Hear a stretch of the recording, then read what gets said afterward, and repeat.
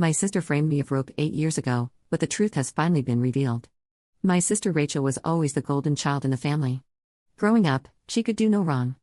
High school ended and I didn't complain much, but I felt I had to move out and explore things on my own as well. For the next few years, I went to college in a different city, and in 5 years got my MBA. Managed to land a job back in my home city. During this time, my contact with the family was minimal except for the birthdays and visiting them during the holidays. My sister was never the brightest of the bunch since she barely managed to get through high school. She dropped out of college and my parents helped her set up a small clothing shop so she could get off her feet. I was happy for her, but I had my own life. I also had a boyfriend, Jack, who I met in college and was from the same city. When we returned back home, we moved in together.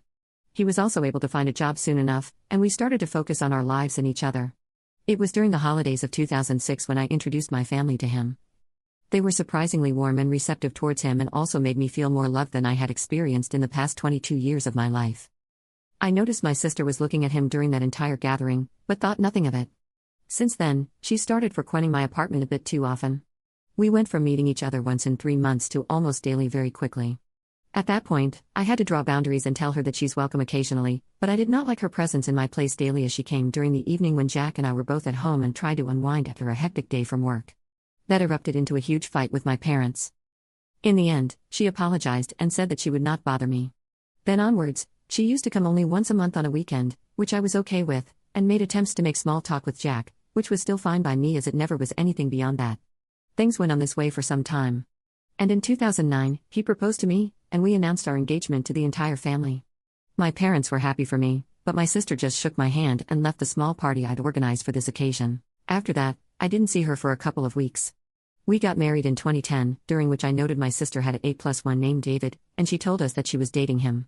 I thought maybe now she could finally move past whatever feelings she had for Jack and focus on her own life. They moved real fast too, getting married almost 9 months later in 2011. Our marriage was going great. We had our first daughter, Alice, in 2011 and the second one, Sarah, in 2013. However, my sister's marriage did not progress as they hoped to, and they separated in 2012. A few weeks after the divorce was finalized, David messaged me that Rachel was obsessed with Jack and that was the biggest reason for their separation. I apologized to him and wished him the best. I also talked to Jack and asked him about his interactions with David, and he told me that David always was a bit cold and distant towards him from the get-go. I decided to confront my sister in front of my family and asked her why is she destroying her life because of her obsession with my husband. She was blindsided with that question and denied everything. We had a massive argument that basically ended with me forgiving my sister and telling her that she is no longer welcome in my house. Both my parents and Jack talked to me and convinced me that no matter what, she was still family. So for everyone's sake, I decided to be amicable. It was then that it felt like she was genuinely working on herself and we went on with our lives. Fast forward to 2015, I can still recall that day vividly.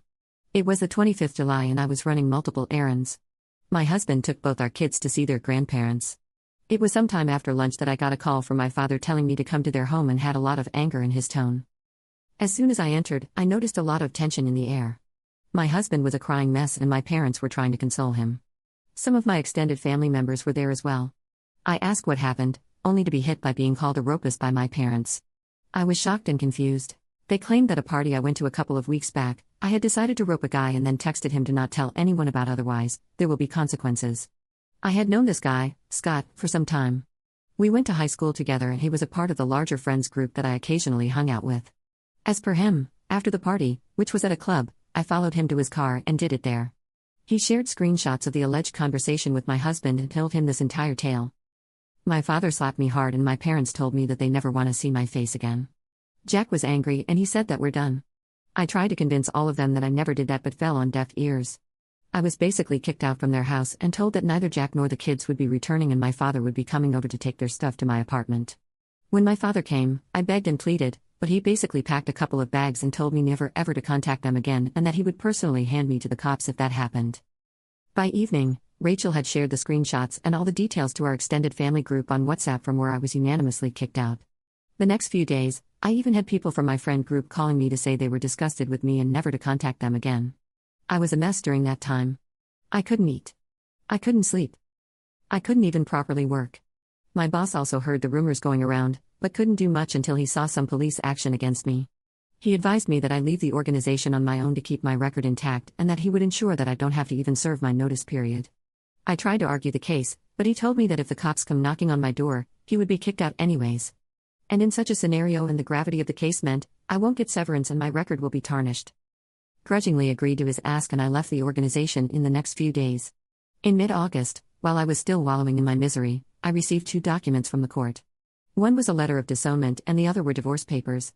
I was quite intoxicated, but I went to my parents' place anyway, only for my sister to come and lay hands on me and tell me that I was a disgrace to the family and it was good that I was disowned. I had blood coming out of my face by the time she was done with me and barely able to stand. My parents and my husband looked at me from afar but did nothing. I managed to get myself up after some time, a crying mess, and realized that I had lost everything and everyone I knew. I stayed holed up in my apartment for the duration of the divorce. It went as amicably as it could. As I was jobless, plus my now ex-parents stated they would pay for the child. I didn't have to pay child support or any alimony. By January 2016, I was divorced, but trying to pick up the pieces that was once my life was hard. During this time, I also felt like confronting Scott. But the more I thought about it, the more I realized it could have made matters worse for me due to the men-centric laws in my country meant one phone call, and I would be looking at 5 to 6 years in jail.